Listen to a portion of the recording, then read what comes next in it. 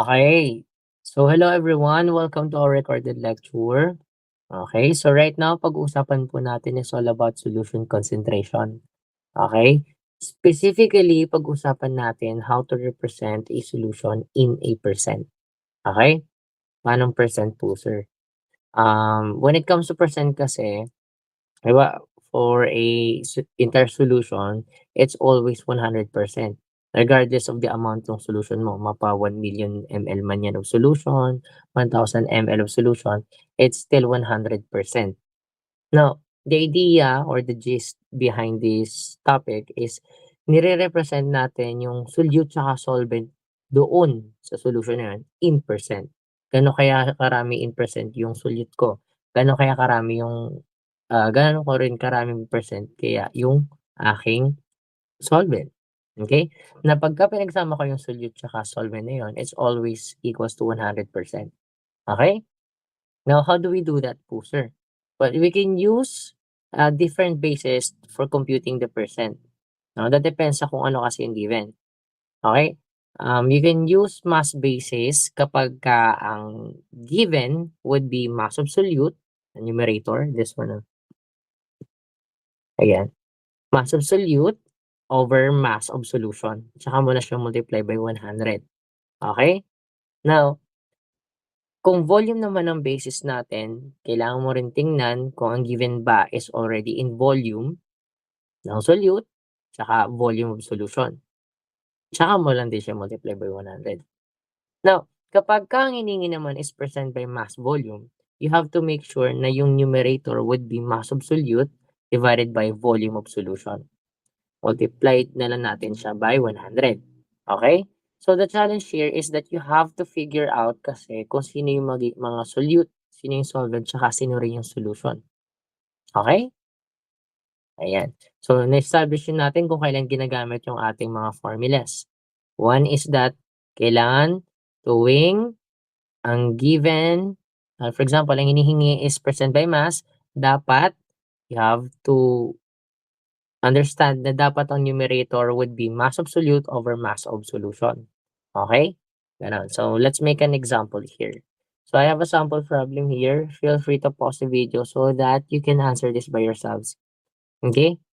Sabi dito, if 28.5 grams, okay? Sandali lang. Okay, so if we have a 28.5 grams of calcium hydroxide is dissolved in enough water to make a 185 grams of solution. What is the percent by mass of the calcium hydroxide in the solution? Okay? So let's write first the given. According to the given, meron po tayong mga substances na binigay.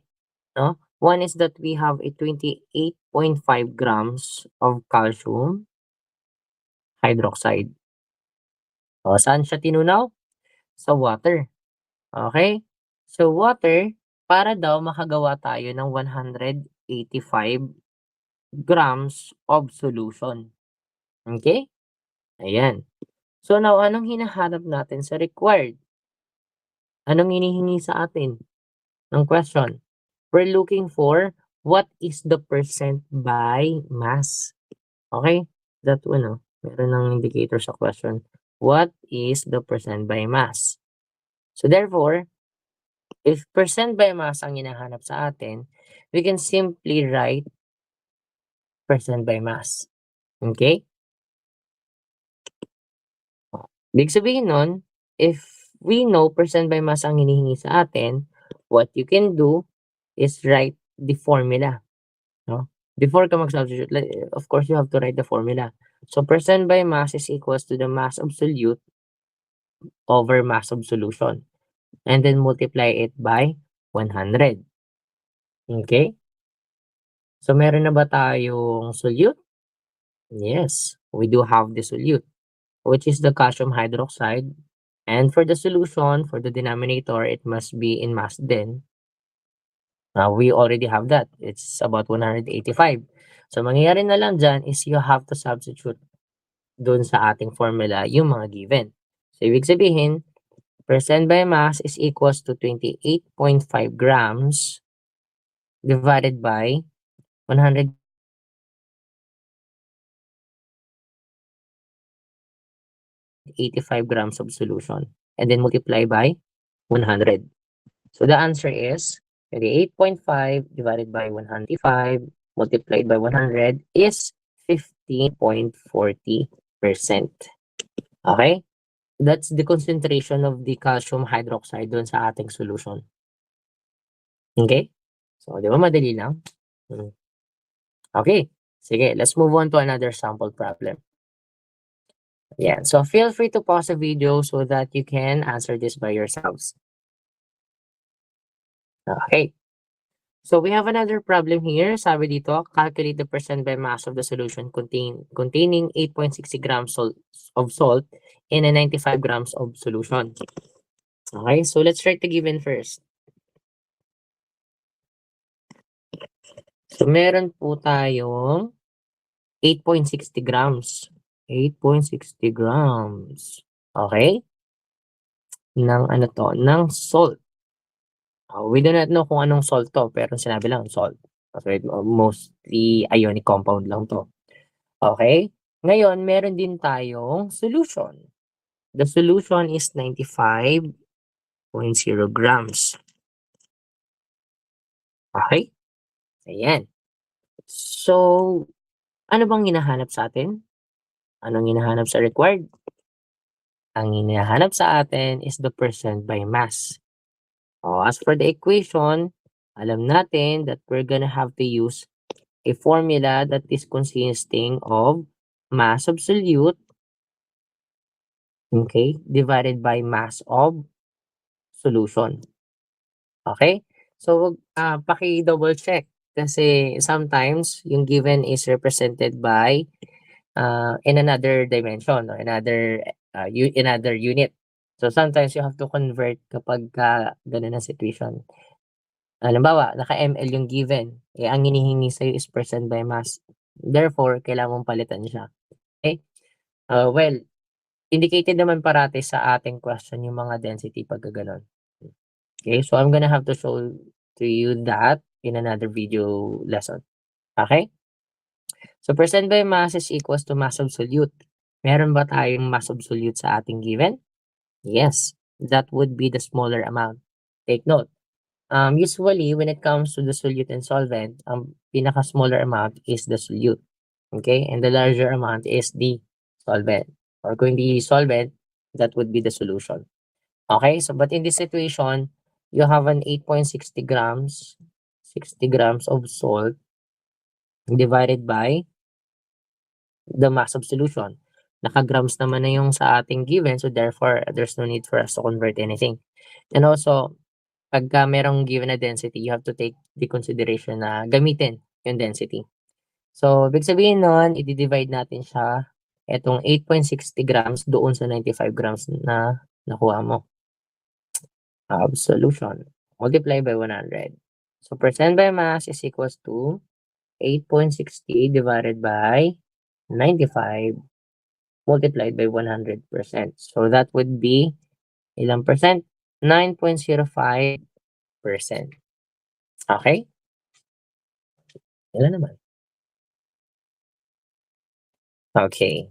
So, another problem here is what is the percentage by mass of a 250 grams of salt dissolved in a 750 grams of water? Well, let's write the given.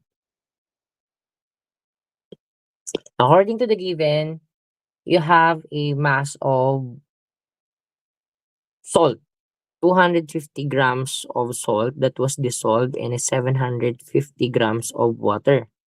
Okay? Yeah, so feel free to pause the video para sagutan nyo rin. Okay? So sabi sa required, we have to look for percent by mass.